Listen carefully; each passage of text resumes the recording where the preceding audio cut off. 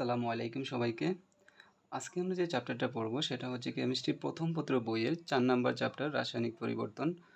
রাসায়নিক পরিবর্তন চ্যাপ্টারটার যে গাণিতিক সমস্যাগুলি রয়েছে আমি সেগুলোর সমাধান দেওয়ার চেষ্টা করব। তো আমি প্রথমেই বলে রাখি আমার এই ম্যাথগুলা একদম বেসিক থেকে শুরু করব। যারা একদম কেমিস্ট্রির ম্যাথগুলা কম বুঝো তাদের জন্য এই ম্যাথগুলা। যারা একটু অ্যাডভান্স লেভেলের ম্যাথ বুঝো তারা আসলে এই জিনিসটা স্কিপ করলেও পারো। আচ্ছা ঠিক আছে। তাহলে দেখো প্রথম বিক্রির হার সম্পর্কিত ম্যাথ করতে হলে যে জিনিসটা দরকার আমার ২ টা সূত্র এখানে আমাকে অবশ্যই জানতে হবে। প্রথম সূত্রটা হচ্ছে R is equal to C2 minus C1 divided by T2 minus T1। আচ্ছা তাহলে C2 টা কি এখানে C1 টা কি T2 টা কি এবং T1 কি সেটা হচ্ছে প্রশ্ন। তাহলে C2 টা হচ্ছে উৎপাদের ঘনমাত্রা এবং C1 টা হচ্ছে বিক্রিয়কের ঘনমাত্রা। তাহলে C2 টা কি উৎপাদের ঘনমাত্রা এবং C1 টা হচ্ছে বিক্রিয়কের ঘনমাত্রা, যেখানে T টা হচ্ছে সময়। T2 মাইনাস T1 মানে হচ্ছে সময়ের পার্থক্য। আচ্ছা C2 মাইনাস C1 এটা কি দুইটা জিনিসের পার্থক্য না? দুইটা জিনিসের পার্থক্যকে আমরা কি দ্বারা প্রকাশ করতে পারি? Minus del C minus del C, এরপরে কি তোমার T2 মাইনাস T1 এটা কি ডিটি দ্বারা প্রকাশ করতে পারি। আচ্ছা মাইনাসটা এখানে দেওয়ার কারণ হইতেছে C2 মাইনাস C1 এরপরে কি T2 মাইনাস T1 ঘনমাত্রাটা যেহেতু হ্রাস পায় সেহেতু এর জন্য এখানে মাইনাসটা দেওয়া হয়েছে। আচ্ছা এবং সেকেন্ডলি যে সূত্রটা আসে সেটা হচ্ছে R সমান সমান মাইনাস 1/a, এরপরে কি capital A divided by dt. আচ্ছা এখন দেখো তো এটা কি, এটা হইতেছে একটা নাম্বার বা একটা সংখ্যা। তোমার এ এরকম থাকবে যে 1 2 3 4 5 বা যে কোনো একটা সংখ্যা, এটা সংখ্যা আকারে থাকবে, এটা তোমাকে প্রশ্নে দিয়ে দিবে। সেকেন্ডলি যেটা হচ্ছে বি, তাহলে এখানে দেখো বি মাইনাস 1/b, এরপরে কি capital B divided by dt. আচ্ছা এখানে তোমার এটা তো আমাদের বিক্রিয়কের ঘনমাত্রা এবং ডিটি হচ্ছে সময়, এরপরে কি বিটা হচ্ছে বিক্রিয়কের ঘনমাত্রা এবং ডিটিটাও হচ্ছে সময়। আচ্ছা এখানে একটা জিনিস লক্ষণীয় দেখো, বিক্রিয়কের যখন আমরা বিক্রিয়কের ঘনমাত্রা হিসাবটা করতেছি তখন এখানে একটা মাইনাস দিতে হইতেছে, এখানে একটা মাইনাস দিতে হইতেছে।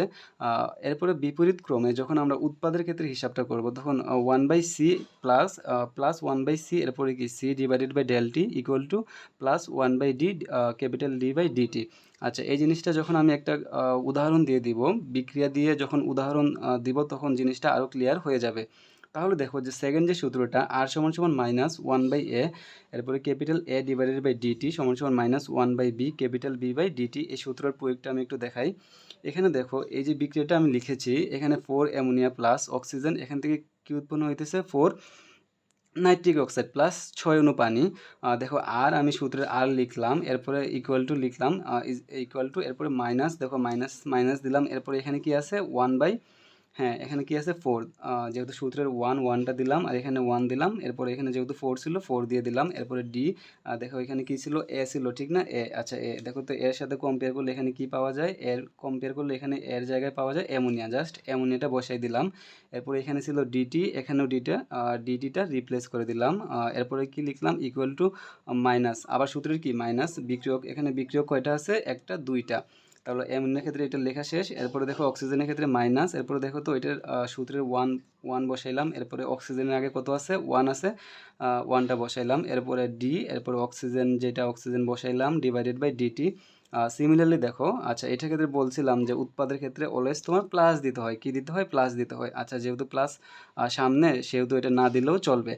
তাহলে দেখো সূত্রের মতো বসাও, 1 বসাইলাম, এরপরে দেখো এখানে কত আছে, এখানে 4 আছে, যার জন্য এখানে 4 বসাইলাম, এরপরে D nitrogen, D nitric oxide এটা বসাইলাম ডিভাইডেড বাই ডিটি। এরপরে দেখো ইকুয়াল টু 1/6, 1, এরপরে কি এখানে 6 বসাইলাম, এরপরে কি ডি, আচ্ছা এখানে একটা ডি দিতে হবে ডি, এরপরে পানি ডিভাইডেড বাই ডিটি। এরপরে দেখো তাহলে আমি জিনিসটা আবার বলি, আর সমান সমান মাইনাস 1/4, ওই যে সূত্রের মাইনাস 1/4, এখানে কি ছিল 1/a, এখানে কি ছিল এর রিপ্লেসে 4 ছিল, এখানে 4 দিছি, এরপরে D ammonia divided by dt, এই যে সূত্রের এর জায়গায় ছিল অ্যামোনিয়া, এখানে অ্যামোনিয়া দিছি, এরপরে সূত্রের ডিটি, এরপরে ডিটি দিয়েছি। এরকমভাবে তোমার এইটা আমি লিখেছি। তো আমি আশা করব যারা এই জিনিসটা বুঝতে পেরেছো সবাই বাসায় একটু a+2b, এখান থেকে 2c উৎপন্ন হইতেছে, আর কি উৎপন্ন হইতেছে ডি উৎপন্ন হইতেছে, সবাই এই বিক্রিয়াটা এবং hydrogen plus iodine to hydrogen iodide, এই দুইটা বিক্রিয়ার হারটা তোমরা সবাই খাতায় লিখে নিজে নিজে চেষ্টা করবা এবং আমি বিশ্বাস করি যে তোমরা সবাই এটা মোটামুটি পারবা। ধন্যবাদ সবাইকে।